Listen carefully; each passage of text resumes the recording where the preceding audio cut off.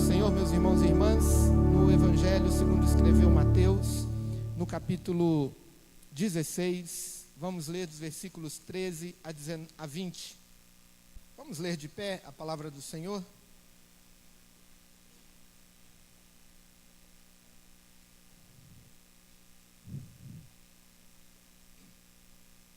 Indo Jesus para os lados de Cesareia de Filipe, perguntou a seus discípulos: quem diz o povo ser o Filho do Homem? E eles responderam: uns dizem João Batista, outros Elias, e outros Jeremias, ou algum dos profetas. Mas vós, continuou ele, quem dizeis que eu sou? Respondendo Simão Pedro, disse: tu és o Cristo, o Filho do Deus vivo. Então, Jesus lhe afirmou: bem-aventurado és, Simão Barjonas, porque não foi carne e sangue que te revelaram, mas meu Pai, que está nos céus. Também eu te digo que tu és Pedro, e sobre esta pedra edificarei a minha igreja, e as portas do inferno não prevalecerão contra ela. Dar-te-ei as chaves do reino dos céus. O que ligares na terra terá sido ligado nos céus, e o que desligares na terra terá sido desligado nos céus. Então advertiu os discípulos de que a ninguém dissessem ser ele o Cristo. Curve sua fronte mais uma vez, feche seus olhos, vamos orar ao Senhor. Pai Celeste, nós amamos a Igreja Presbiteriana do Brasil, mas nós amamos porque nós amamos a Igreja de Cristo, a Igreja invisível, a Igreja em que reúne todos aqueles que proclamam o Senhor Jesus como seu único e suficiente Salvador.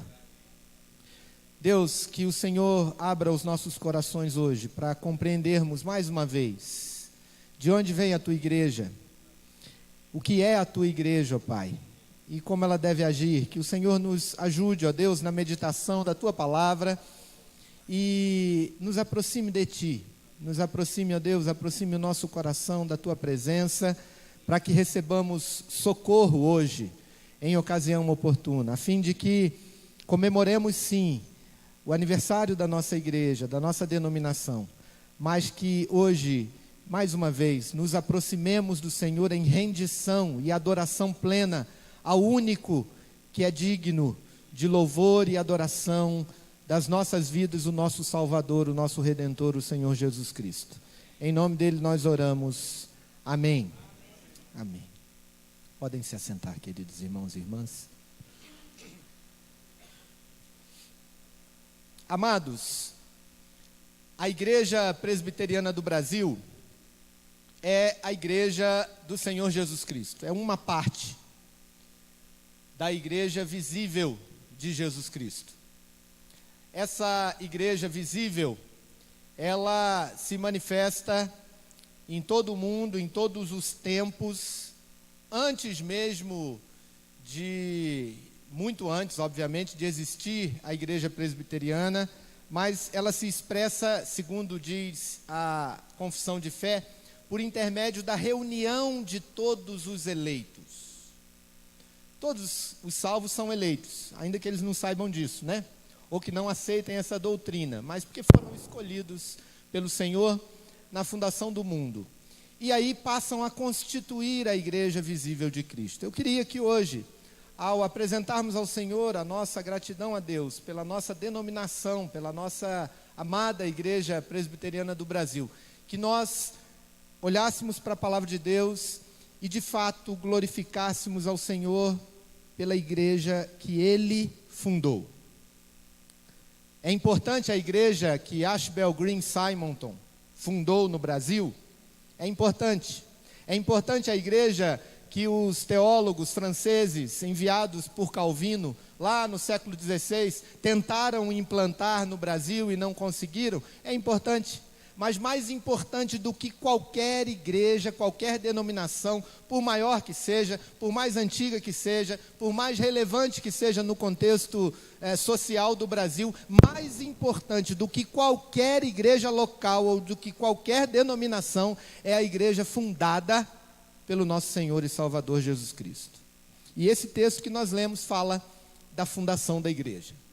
Esse texto que nós lemos fala de como é o começo da igreja, ou como Jesus Cristo instituiu a sua igreja, porque ele disse que ele edificaria a sua igreja. Se há uma coisa pela qual nós poderíamos hoje dobrar o nosso coração em gratidão ao Senhor, passar aqui a noite apenas em adoração e gratidão eterna ao Senhor, é porque a IPB é a igreja que Jesus Cristo edificou. Porque ele edificou a sua igreja e, por consequências aí humanas, muitas por causa do pecado, a gente foi resolvendo criar os nossos nichos, etc, etc. Mas nós não vamos nos ater a isso. Vamos nos ater a esse começo da igreja. A igreja de Jesus Cristo, a igreja edificada por Cristo, ou aquela que ele disse que ia edificar, começa numa conversa com os discípulos. O Senhor Jesus está pregando, o Senhor Jesus está curando, o Senhor Jesus está andando pela Galileia, e uma hora ele para com os discípulos e faz uma pergunta normal que a gente também faz quando a gente está desenvolvendo qualquer tipo de ministério. A gente faz uma pergunta: como é que está sendo? Como é que foi? O que as pessoas estão achando?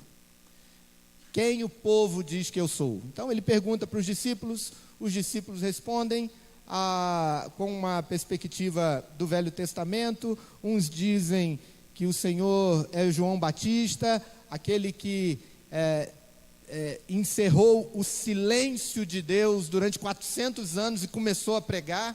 Tal a importância de João Batista na pregação e no aspecto precursor do Senhor Jesus. Alguns confundiam o próprio Senhor Jesus com João Batista. Outros disseram aos discípulos: pensam que o Senhor é Elias, e outros alguns dos profetas. Mas Jesus, nessa conversa, que num primeiro momento podia ser uma conversa sobre o ministério, ele vira-se para os seus discípulos, provavelmente olha nos olhos dele e dizem: bom, já que nós estamos falando de ministério aqui, já que nós estamos comemorando aqui alguma coisa sobre ministério, diga uma coisa que realmente é importante. Quem vocês dizem que eu sou? E vós, quem dizeis que eu sou? John Stott, um dos grandes pregadores, teólogos contemporâneos, morto há menos de 10 anos, 2011 ele morreu, né? Nasceu em 1921, morreu aos 90 anos. Ele dizia que essa pergunta que o Senhor Jesus fez é a pergunta que todo ser humano que pisa o planeta Terra tem que responder. Qualquer pessoa que a gente conheça, qualquer pessoa que ainda venha a nascer, qualquer pessoa que tenha nascido em qualquer tempo que nós conhecemos, tem que responder essa pergunta: quem é Jesus para você? Porque dessa resposta, ou dessa pergunta, ou da resposta a essa pergunta, depende a nossa vida. Depende a forma como vamos viver a partir do momento que respondemos a pergunta. E os discípulos, impressionados com a pergunta que o Senhor Jesus fez, Pedro levanta e diz: tu és o Cristo, o Filho do Deus vivo. A expressão de Pedro, a resposta de Pedro sobre quem é Jesus, tomou uma importância tão grande naquele diálogo, que era um diálogo simples, né? Pudéssemos até pensar, talvez uma hora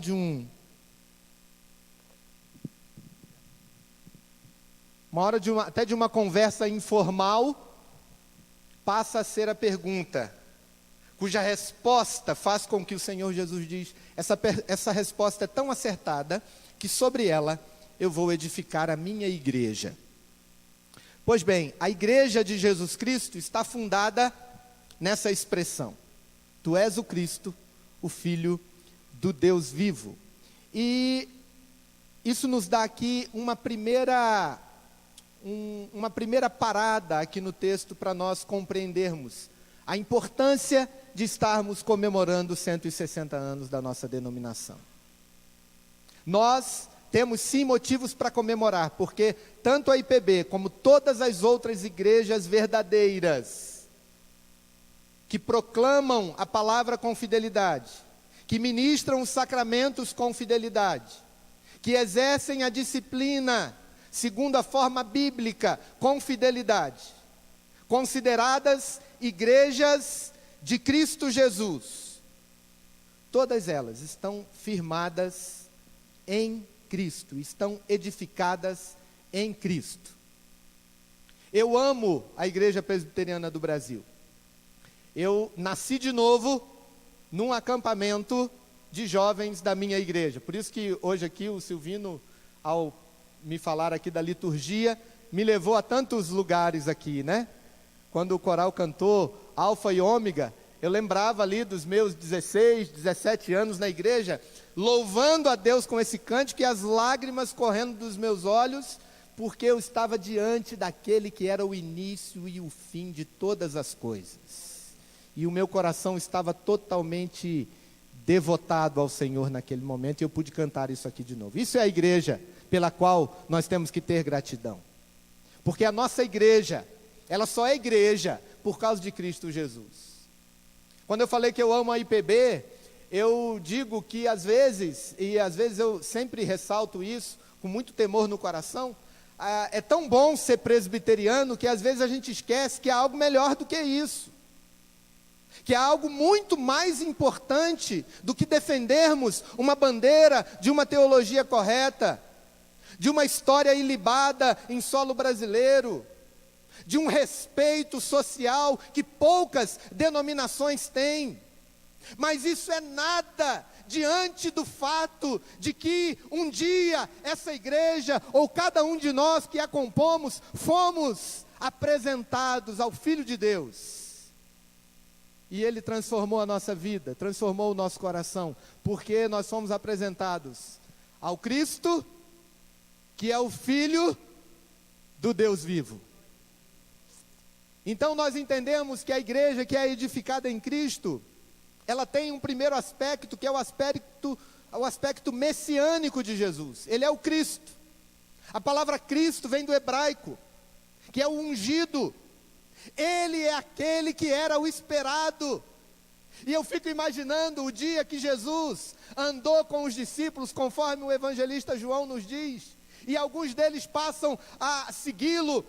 Aquele silêncio do qual eu disse, de 400 anos, em que Deus não falava na história, agora estava rompido pela boca de um homem chamado João Batista, que quando viu Jesus passar, disse: é aquele ali, ele é o Cordeiro de Deus que tira o pecado do mundo. E aí alguns daqueles que serviam ao Senhor, provavelmente alguns religiosos, alguns da família de Jonas aqui, André, um deles, encontra o Senhor Jesus e pergunta: mestre, rabi, onde assistes? Eu quero ir junto. Queridos, não há outra possibilidade a nós, ou pelo menos não deveria haver, né? A gente sabe que há, porque alguns rejeitam o Senhor Jesus, mas não deveriam haver outra opção a nós, de que quando encontrássemos o Filho de Deus, queremos segui-lo para o resto das nossas vidas. Assim como aconteceu com André. André, lá no capítulo 1 de João, ele diz: Senhor, onde assistes? Jesus vira para ele, como que meio que assustado, né? E fala assim: quem que me chamou? Por que você me chama de mestre? Senhor, onde assistes? Jesus diz para ele: vem ver. E ali começa a jornada de um cristão. Porque Jesus era o Messias prometido. Ele era aquele de quem os profetas falavam. Ele era aquele de quem Isaías falou. Porque um dia depois, na sinagoga, o próprio Senhor Jesus abriu o livro de Isaías, no capítulo 61, e disse: o Espírito do Senhor Deus está sobre mim, porque o Senhor me ungiu a pregar boas novas aos quebrantados, a libertar os cativos, a trazer alegria para quem está de luto. Depois de ler o texto de Isaías, o Senhor Jesus fechou o livro e disse assim: hoje se cumpriu essa escritura. Queridos, Jesus Cristo é o ungido de Deus, o prometido. Nós não precisamos procurar outro. Quem sabe o dia em que a Igreja Presbiteriana do Brasil comemora 160 anos de existência em solo brasileiro, você poderia parar de procurar outro e seguir, não a Igreja Presbiteriana do Brasil, mas o Senhor Jesus. Não precisa procurar outro, porque Ele é o ungido de Deus, Ele é o Messias prometido, Ele é o Cristo. E nós precisamos desse encontro. Não há outro. A gente não precisa buscar mais em mandingas, não precisamos mais buscar em rezadeiras, não precisamos mais buscar em servos renomados ou pessoas de renome que inventam determinados modismos para dizer eis aqui e assim por diante. Ele é o ungido de Deus. Mas quando a igreja é edificada em Cristo, e essa expressão de Pedro, tu és o Cristo, o Filho do Deus vivo, além de mostrar o aspecto messiânico de Jesus, mostra também outro aspecto fundamental para a nossa vida fazer sentido: a divindade de Cristo. Quando ele diz, tu és o Cristo, o Filho do Deus vivo, ele está dizendo, você é o Filho de Deus. E Jesus Cristo é o Deus encarnado. Jesus Cristo é aquele único que tinha duas naturezas numa só pessoa. É o único que era 100% ser humano e 100% Deus. Essa doutrina parece ser uma doutrina, em certo sentido, de difícil compreensão, pesada no estudo, algo que a gente tivesse que deixar talvez lá para os bancos do seminário. Não, mas ela é fundamental para saber o tipo de relação que nós temos com o Senhor Jesus. Porque Jesus não é um produto, Jesus não é apenas um líder, Jesus não é apenas um grande mestre religioso, Jesus não é um comandante de uma tropa, de um exército, que vai sair derrubando tudo e uma hora vai instituir um governo político. Jesus é o Filho de Deus encarnado, é aquele que se fez homem e habitou entre nós. E respondermos a essa pergunta, segundo o John Stott falou, depende o nosso relacionamento com o Senhor. Porque se Jesus é um líder, eu sigo. Se Jesus é um chefe, eu obedeço. Se ele é um comandante, eu obedeço mais forte ainda. Mas se ele é Deus, eu só tenho duas opções de me relacionar com Jesus: ou eu rejeito, ou eu adoro. Ou eu fujo dessa verdade, eu reconheço que Ele é o Filho de Deus, o Deus encarnado, aquele que vai dar sentido à minha vida, porque eu também tenho uma necessidade de eternidade no meu coração. Ou viro as costas, como um jovem rico, religioso, foi encontrar o Senhor Jesus, e diante da resposta e da certeza de que ele estava diante do Filho de Deus, e daquilo que Jesus pediu para ele, e Jesus não pediu para aquele jovem rico o seu dinheiro, tanto que ele falou: dê para os pobres, eu não quero o seu dinheiro, eu quero aquilo que ocupa o meu lugar no seu coração. Esse homem, esse jovem, vira as costas e vai embora. Porque diante do Filho de Deus, ou a gente coloca Ele em primeiro lugar no nosso coração, ou a gente o adora como Ele quer ser adorado. Não terás outros deuses diante de mim. Ou então a gente vai dar as costas e vai embora, ainda que a gente não saiba disso. Portanto, queridos, a igreja edificada em Cristo é aquela que expressa a divindade de Jesus, porque Pedro disse: tu és o Cristo, o Filho do Deus vivo. Mas há também um aspecto aqui, quando Pedro diz que ele está vivo, que ele é o Filho do Deus vivo. Isso também significa que a igreja é edificada num Cristo que se presentifica na vida da igreja. A gente serve ao Senhor, a gente vem aos cultos, porque o Senhor Jesus recebe a nossa adoração. Porque Jesus se alegra com os seus filhos. Porque quando nós oramos a Ele, Ele responde. Quando a gente busca, a gente encontra. Por isso que a gente vem no culto. Por isso que a gente adora o Senhor. Por isso que a gente comemora aniversário, todo tipo de aniversário na igreja. Porque Ele está vivo. Ele está presente. Quando você sai de casa no domingo de manhã, ou no domingo à tarde, você vem para encontrar o Senhor Jesus. Ele está vivo. Ele está aqui no culto.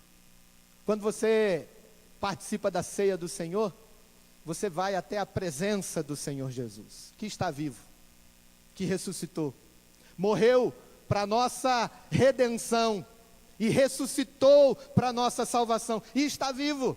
E Pedro diz: tu és o Cristo, o Filho do Deus vivo.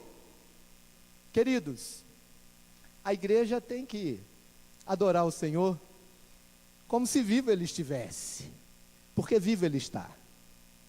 Nós não podemos nos assentar nos bancos da igreja, não podemos nos assentar na história da igreja, não podemos nos assentar nos acertos da igreja e da denominação e nos conformar com isso.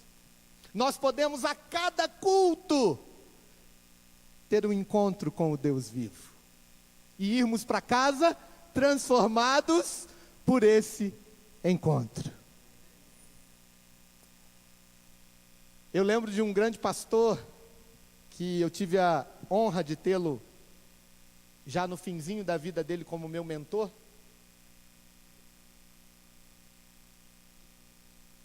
Junto de mais uns 300 ou 400 pastores, reverendo Antônio Elias. Ele, no fim, já lá, nos últimos 10 anos da vida dele, eu pude estar com ele em algum momento, né? Quando eu era pastor na Igreja Unida, uma vez trouxemos ele para pregar, ele e Dona Maria José, e ele dizia isso: nós não podemos nos conformar com nada menos do que a presença do Senhor no culto. E aí ele tinha uma expressão que ele tinha colocado lá na Igreja Betania em Niterói: cada culto, uma bênção. Cada culto, um encontro com o nosso Salvador. Você já notou que isso é diferente? É diferente você vir cumprir o seu papel no coral, cumprir o seu papel como cristão, e de fato nos vermos na presença do Deus vivo. A igreja está firmada no Cristo que é vivo. A igreja de Jesus é a igreja daquele que ressuscitou e prometeu e cumpriu que estaria conosco todos os dias, até a fundação do mundo. Portanto, em primeiro lugar, a igreja cristã, toda ela é edificada em Cristo. Mas é uma igreja feita de gente, em segundo lugar. É uma igreja feita de pessoas. Como no texto aqui, o Senhor Jesus diz para Pedro: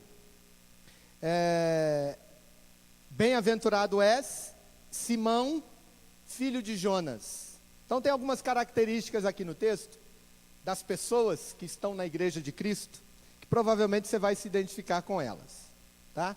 E aí a gente vai ficar mais grato ainda pela igreja. Então veja, o diálogo continua. Jesus disse para Pedro, versículo 17: bem-aventurado és, Simão, filho de Jonas, Bar-Jonas, porque não foi carne e sangue que te revelaram, mas meu Pai que está nos céus. Também te digo que tu és Pedro, e sobre esta pedra edificarei a minha igreja, e as portas do inferno não prevalecerão contra ela. Pois bem, como são as pessoas que compõem a igreja de Cristo olhando para esse relato de Jesus com Pedro? Primeiro, são pessoas a quem Jesus chama pelo nome. E é impressionante e absolutamente tocante o primeiro encontro de Jesus com Pedro, narrado por João, lá no capítulo 1, quando Jesus chama Pedro pelo nome pela primeira vez. Eu vou dizer por que ele é impressionante. André encontrou Jesus, passou a tarde com ele, até o finzinho, quase à noite, e aí foi para casa. Chegando em casa, André virou para o Pedro, seu irmão, e falou assim: Pedro, achamos o Messias. Pedro, ele é o cara. Pedro, é ele, eu tenho certeza. Tudo faz sentido agora. Ele é o cara. Eu passei com ele à tarde. Pedro ouviu só, né? Não viu. E Jesus também não tinha visto a Pedro. André leva Pedro até Jesus.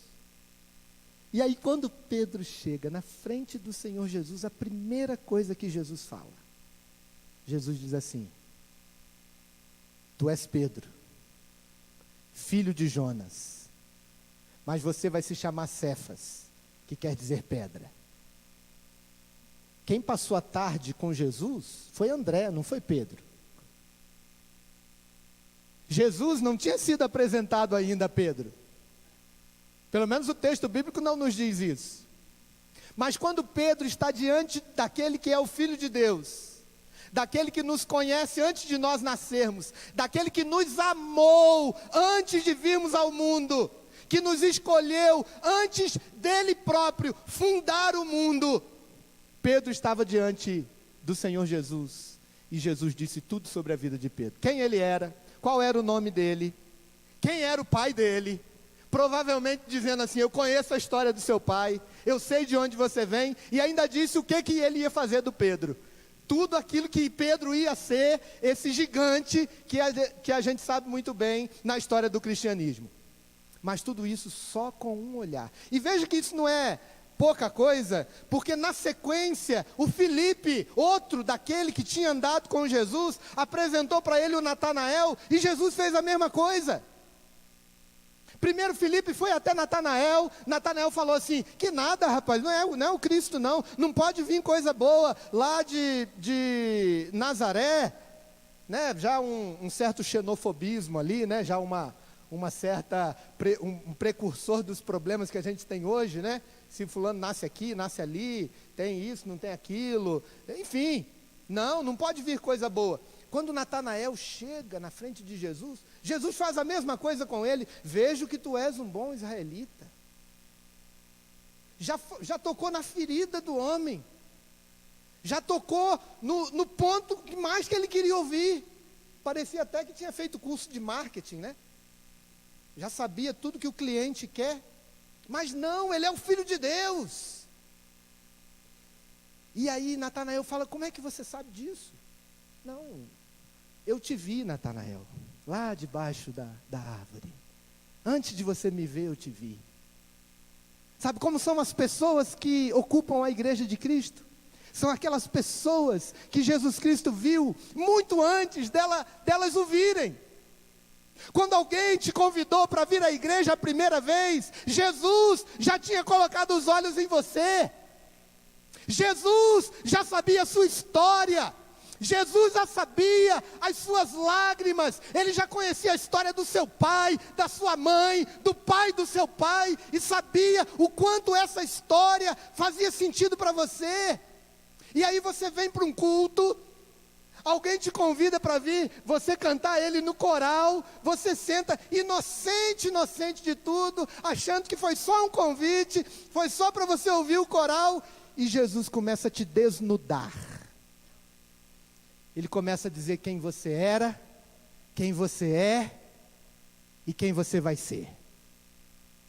Essas são as pessoas que ocupam a igreja de Cristo. E é interessante que Jesus diz para Pedro que vai mudar o nome dele, Mas aqui, claramente tem uma alusão ao batismo, porque ele muda o nome sem mudar, porque tudo é a mesma coisa. Pedro, Cefas, Pedra, é tudo a mesma coisa. É como se Jesus dissesse: olha, até agora, Marcelo, você foi Marcelo, mas agora você vai ser o Marcelo de Jesus. Agora o seu nome vai ser apresentado ao batismo. E uma vez que o seu nome é apresentado ao batismo, uma vez que o seu nome é apresentado ao Cristo Salvador, você nunca mais vai ser a mesma pessoa. Você vai ser uma pessoa transformada por esse encontro com o meu nome. E aí nós passamos a levar o nome de Jesus onde quer que a gente vá. Louvado seja o Senhor. É assim que a gente canta no final do culto, né? Leva tu contigo o nome. A igreja de Cristo é a igreja de gente como Pedro, que tem nome. Mas é a igreja de gente feliz também. Porque Jesus disse: bem-aventurado és, Simão. Igreja é lugar de gente feliz. Ou você é feliz e está na igreja, ou você não está no lugar certo, ou você ainda não conheceu o Evangelho. Porque a alegria em Cristo é peremptória, é obrigatória. Não cabe, conhecendo o Evangelho como o Evangelho é, uma pessoa macambúzia, uma pessoa entristecida, uma pessoa que não reconheça que Jesus Cristo é o maior bem que ele poderia ter, e que se ele é dele, ele não precisa de mais nada. É a igreja de gente para quem o Salmo 23, versículo 1, faz todo sentido. E isso significa que ela é feliz.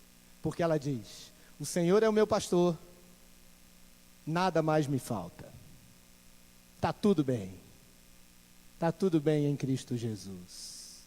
Ah, mas aí a situação de doença continua? Continua. Mas o Senhor Jesus Cristo é o meu Deus. E está tudo bem comigo. Ah, mas o emprego não veio ainda? Não, ainda não veio. Mas o Senhor Jesus está comigo. Ele é o meu grande bem. A minha alma encontrou o deleite e a alegria que só poderia ser encontrada em um lugar nesse universo, na presença de Deus. E aí eu estou feliz. Quem tem dúvida de que o cristão tem que ser feliz, leia John Piper. Você vai entender em mais ou menos uns 5, 6, 7, 8, 9, 10 livros que ele escreveu. Ao todo vai dar aí umas 2.000 páginas provavelmente. E ele vai conseguir te provar que a exultação e a alegria é inerente ao cristão. E de fato, queridos, se Jesus disse para Pedro que ele era bem-aventurado, quem é Pedro para dizer que não é? Não é verdade? E aquilo que aconteceu com Pedro, acontece com a gente. Acontece com os cerca de 600 mil membros da Igreja Presbiteriana do Brasil. Você é bem-aventurado. É bem-aventurado porque você sabe onde a igreja está edificada. E a igreja está edificada no Cristo, que é o Filho do Deus vivo. E se você sabe disso, se você proclamou isso na sua profissão de fé, você é bem-aventurado. E se Jesus falou, você é feliz, quem é você para dizer que não é, querido? Não dá. Como vai, meu irmão? Ah, pastor, estou indo. Está complicado, né? Acho que a gente devia perguntar diferente. Acho que eu estou tendo um insight aqui agora. Ao invés da gente perguntar assim, e aí, como o irmão está? A gente podia dizer assim, como Jesus diz que o irmão está? Ô irmão, como Jesus fala que você está indo? Pastor, agora vai complicar, né? Bem-aventurado é Simão, filho de Jonas. Queridos, a igreja é a comunidade daqueles que celebram. Cultuar é celebrar. Adorar é falar coisas boas para Deus. Como é que a gente vai falar coisas boas se a gente não está feliz? Se a gente não é feliz? Tem uma diferença aqui entre ser feliz, estar feliz. a gente deixa isso para um outro momento, mas a essência do cristianismo é que quando a salvação chega no coração, ele passa a ser bem-aventurado. A pessoa passa a ser feliz porque ela acertou a resposta. É muito bom acertar a resposta, né? Passa em concurso, não é verdade? Se acerta, passa em concurso. Acerta, o conselho aprova a profissão de fé. Acerta a resposta, né? Casa, enfim. Mas aqui é o terceiro aspecto das pessoas que frequentam a igreja. As pessoas que frequentam a igreja têm nome. Jesus conhece a história de cada uma delas. Tinha uma irmãzinha aqui no coral, na hora que começou Um Só Rebanho, eu vi que as lágrimas correram. Porque provavelmente o sentimento é, eu faço parte desse rebanho. E Jesus sabe disso. Jesus sabe o que está no coração. São pessoas, além de nominadas, são pessoas felizes. Mas o ponto principal das pessoas que compõem a igreja de Cristo aqui é uma qualidade sem a qual a gente não poderia estar na igreja. É porque a graça de Deus chegou até cada uma das pessoas que compõem a igreja de Cristo. Porque Jesus respondeu: bem-aventurado é Simão Barjonas, porque não foi carne nem sangue que te revelou, mas o meu Pai que está nos céus. Jesus disse para Pedro: você acertou, é isso mesmo. E é nessa expressão que eu vou edificar a minha igreja. Mas não vá pensando que você é alguma coisa, não. Porque não foi você que acertou por você mesmo. Você só acertou porque a graça de Deus desceu sobre você. Porque o meu Pai que está nos céus fez uma conexão direta, fez uma ligação direta com você e fez com que você compreendesse onde eu vou edificar a minha igreja. Nós só somos salvos, nós só recebemos a Cristo como nosso Salvador quando a graça de Deus chega até nós. É maravilhoso.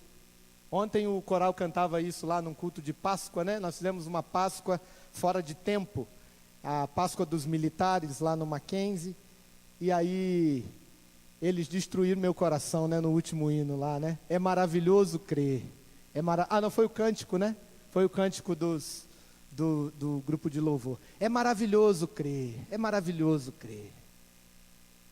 Quando a gente se entrega ao Senhor Jesus, a gente descobre, é maravilhoso crer em Deus, mas isso não vem de nós. E aí torna-se mais maravilhoso ainda, porque aí pessoas como eu podem receber essa maravilha.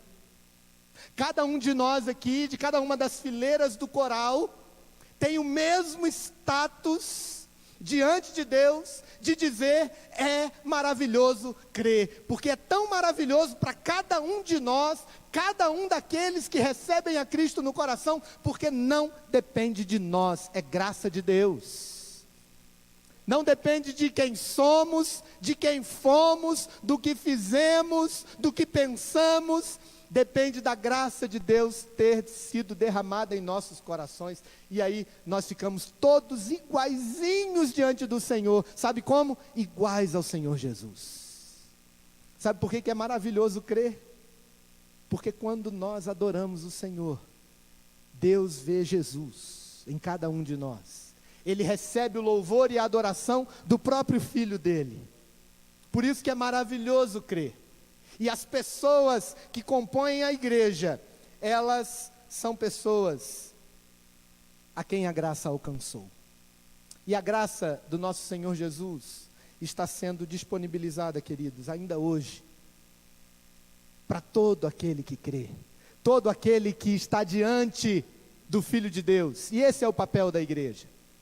Eu quero encerrar apenas citando aqui o meu terceiro ponto, porque eu vi aqui que o meu tempo já se esgotou.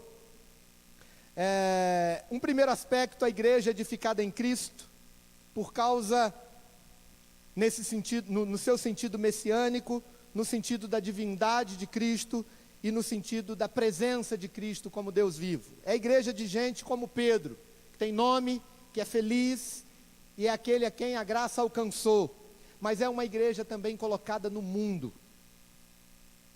para agir no mundo, do lado de fora da igreja. É uma igreja, como disse um grande sociólogo, intramundana. É uma igreja que é chamada para ir para o lado de fora e trazer pessoas para encontrarem com o Senhor. Essa é a missão da igreja. E a igreja que Cristo edificou, ela foi edificada com essa missão. Ele disse: as portas do inferno não prevalecerão contra ela, e eu dar-te-ei as chaves do céu.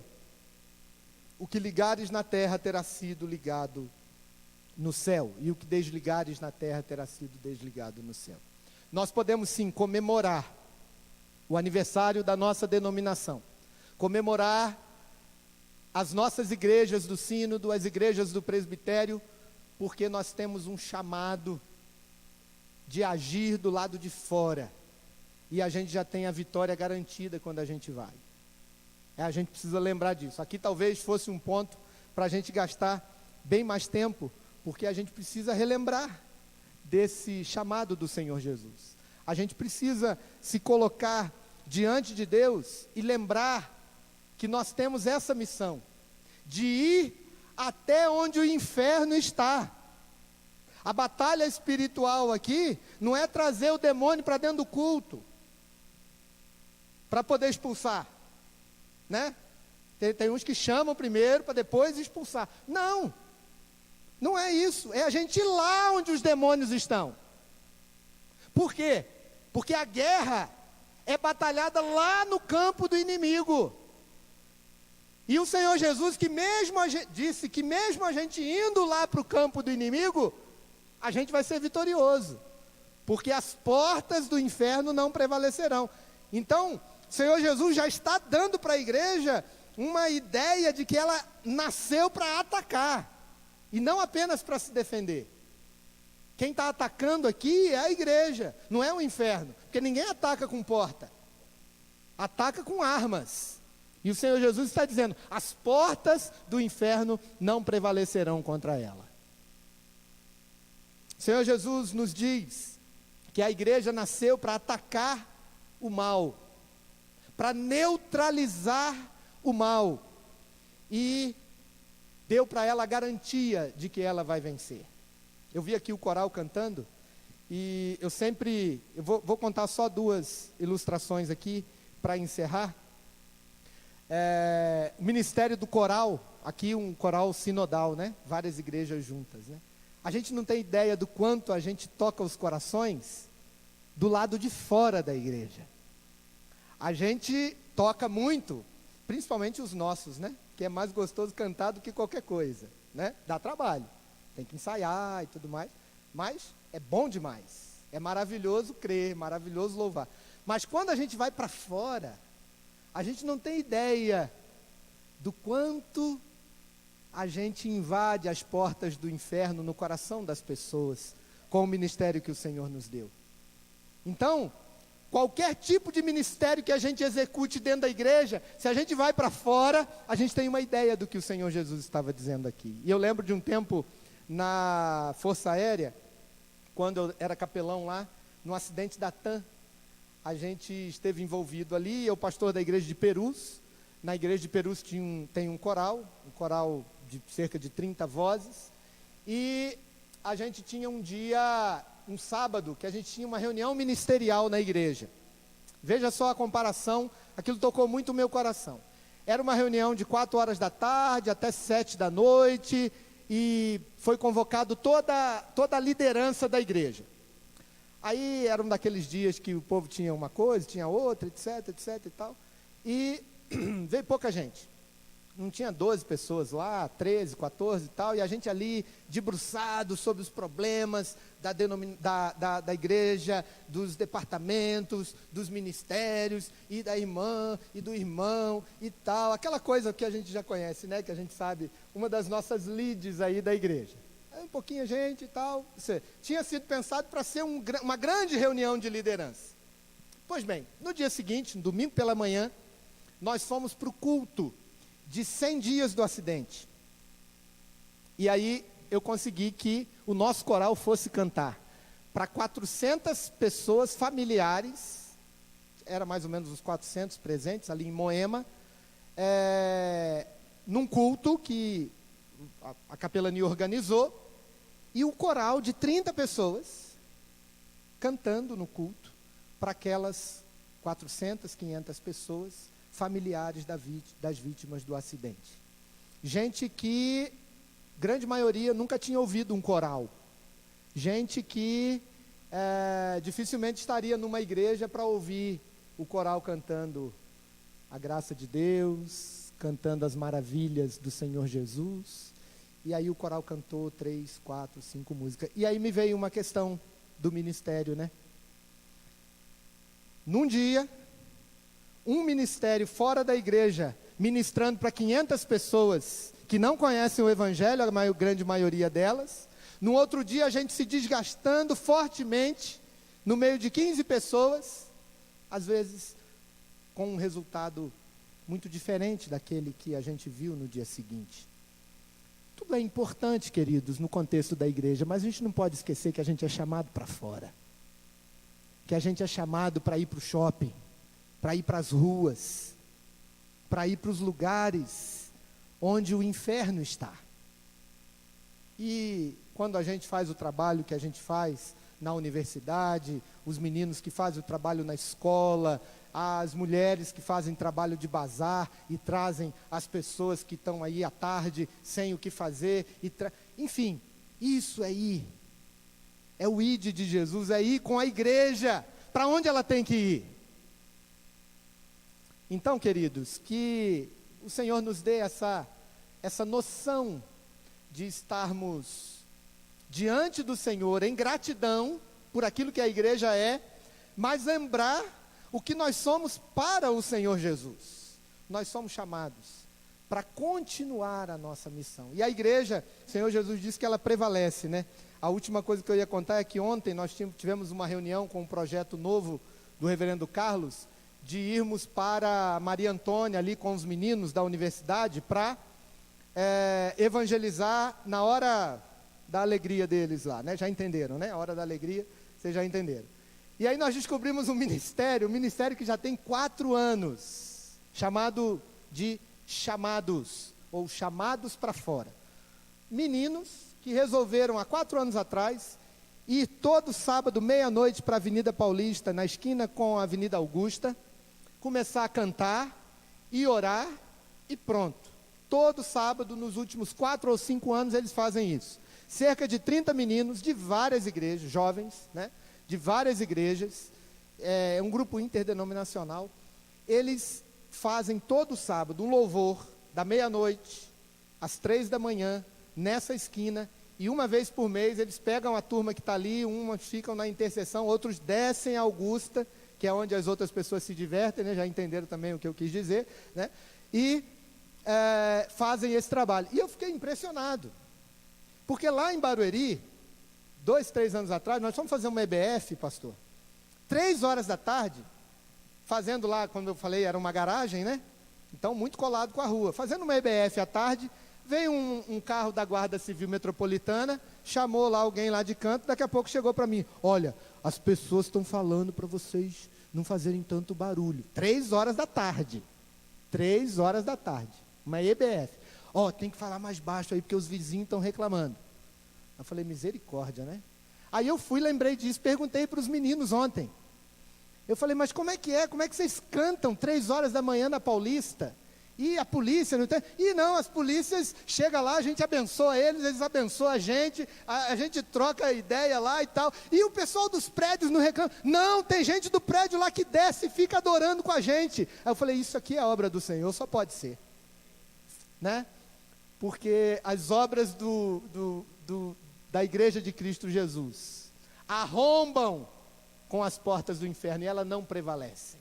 Nós precisamos, queridos, lembrar o chamado do Senhor Jesus para a igreja. Precisamos agradecer o Senhor pela nossa história. Mas enquanto o Senhor Jesus não voltar, a gente precisa ir. A gente precisa, felizes da vida, glorificar ao Senhor com a nossa vida e colocarmos-nos à disposição do Evangelho e levar o Evangelho a todo lugar onde o inferno está. Que o Senhor nos abençoe, que o Senhor nos dê alegria, principalmente a alegria de pertencermos à nossa igreja, mas mais ainda, de pertencermos à igreja do Senhor Jesus, que é aquela edificada por Ele próprio e replicada na vida de cada um que proclama na sua profissão de fé. O Senhor Jesus é o Cristo, o Filho do Deus vivo. Que Ele nos abençoe, querido.